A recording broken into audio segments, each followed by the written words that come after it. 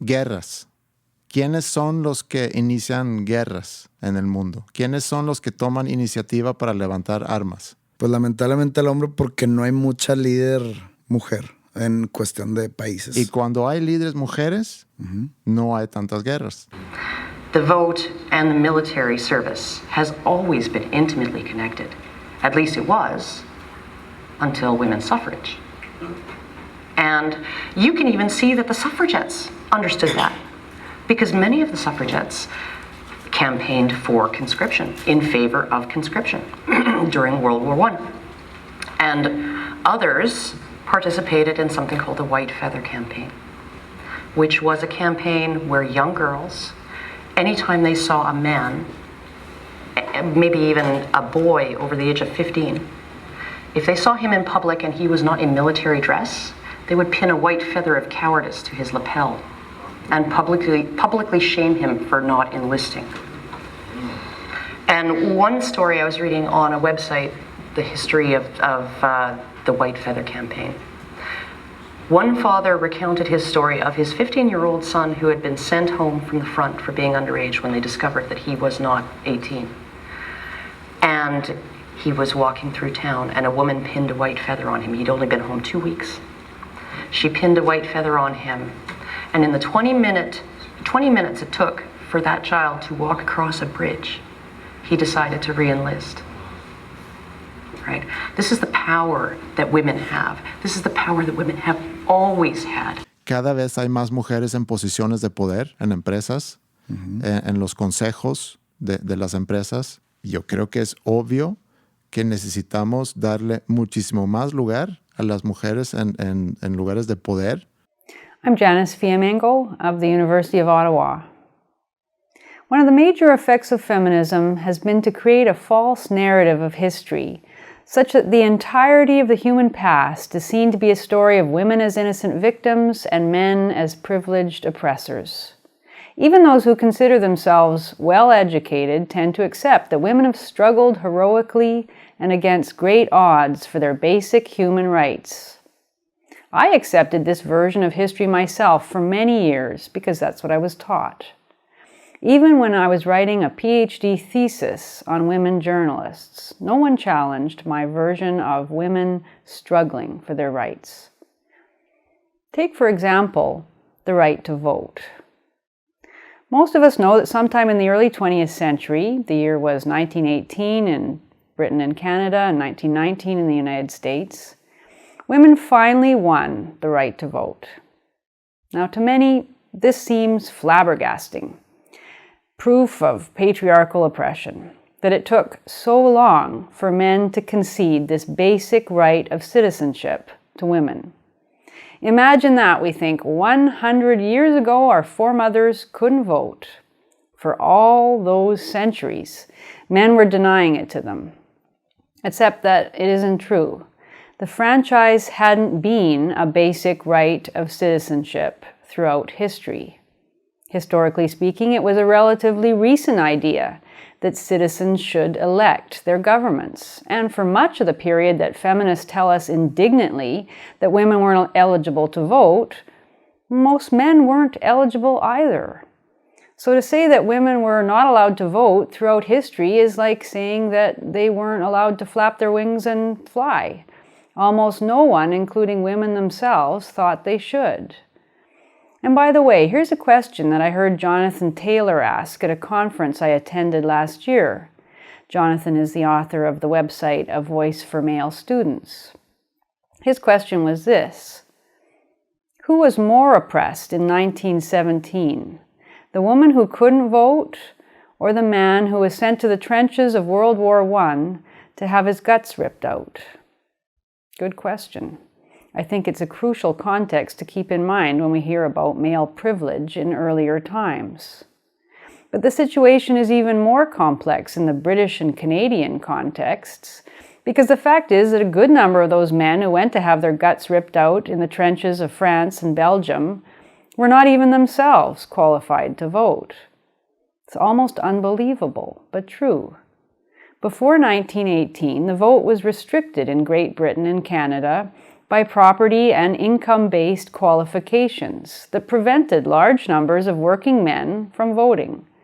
It was only during the second half of the 19th century, particularly with the legislative reforms of 1867 and 1884, that a series of laws progressively extended voting rights to a larger and larger percentage of men. After 1832, about 1 in 5 men had the right to vote. Almost half of adult males, though, were still not eligible to vote when they accepted the call to fight and die for their country in the First World War. So in other words, it wasn't until 1918 that the right to vote was extended not only to women, which of course we hear a great deal about, but to all men. So how can this be that this part of the story is almost completely unknown? How come when we celebrate the extension of the franchise to women, we don't talk about its extension to poor and working class men? And how come when we discuss women's suffrage activism, we don't mention the crucial fact that before 1867, the vast majority of even middle-class men were barred from the franchise, and therefore that those men who were enfranchised in 1867 had this privilege for only about 4 decades before it was granted to women. In other words, on a historical timescale, the enfranchisement of men barely preceded that of women. Well, we don't talk about these realities because feminists have rewritten history and we've bought the story. Feminists want us to see men of the past as oppressive and uncaring, as denying women what was rightfully theirs and living it up in one endless party of privilege and power. Such a version of the past does an injustice to the dead and an even more serious injustice to living men whose problems and suffering it licenses feminists to ignore. It's time to get real about our history and to stop using a false narrative to justify feminism's exclusionary ideology.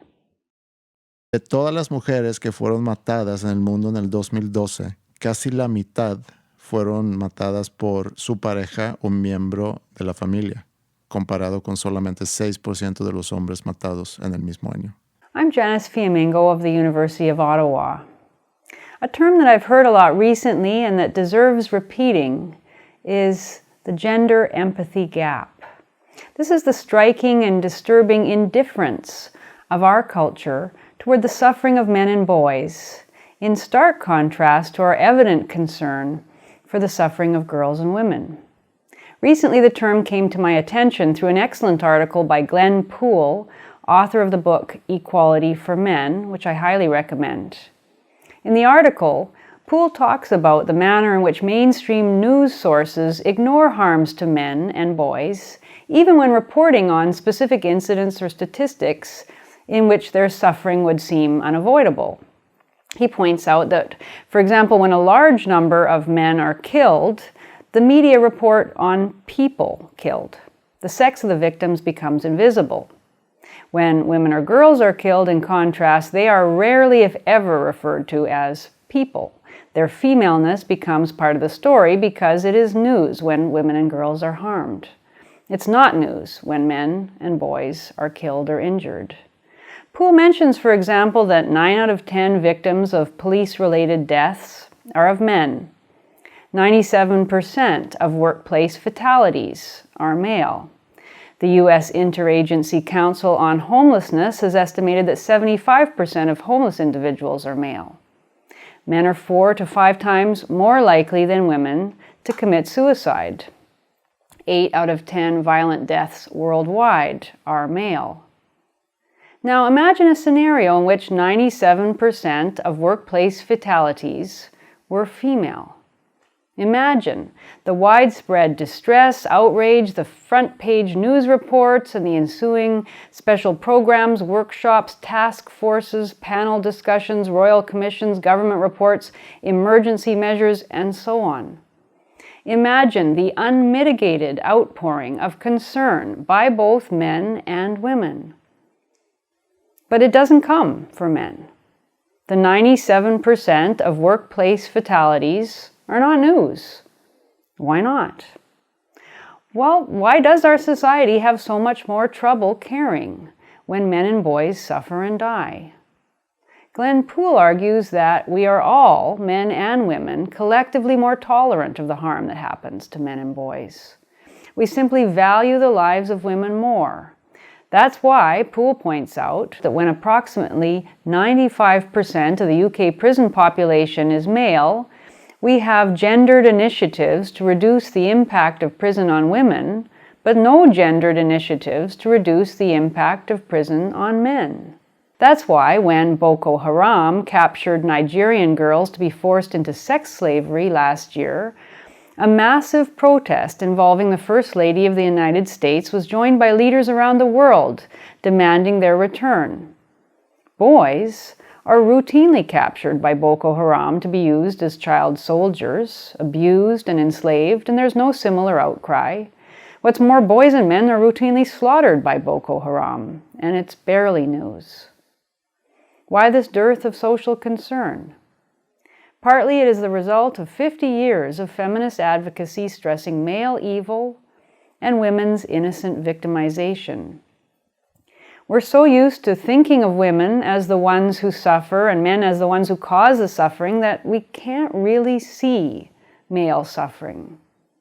Feminism has always been about man's inhumanity to woman, and as a result, feminists and the rest of us don't recognize the full humanity of men. But feminism didn't create this asymmetrical concern out of nothing. It was already there in the DNA of our culture. Women and children first. Throughout history, men have died in war or sacrificed their bodies in labor so that women could be protected. In earlier times, the survival of the human race was predicated on the protection of women. And this was the genius of feminism, that it took an already existing concern for women and exploited it to women's advantage, all the while pretending that feminism opposed everything traditional society had meant for women. That traditional concern was why feminism encountered so little concerted resistance, and why so many men supported feminist demands. And it's why even non-feminists have trouble getting passionate about men's issues today. As Poole says, it should matter to us deeply that our society takes the suffering of our sons, brothers, fathers, uncles, grandfathers, and male friends with such indifference. So let's close the gender empathy gap. We can't claim to care about true equality until we do.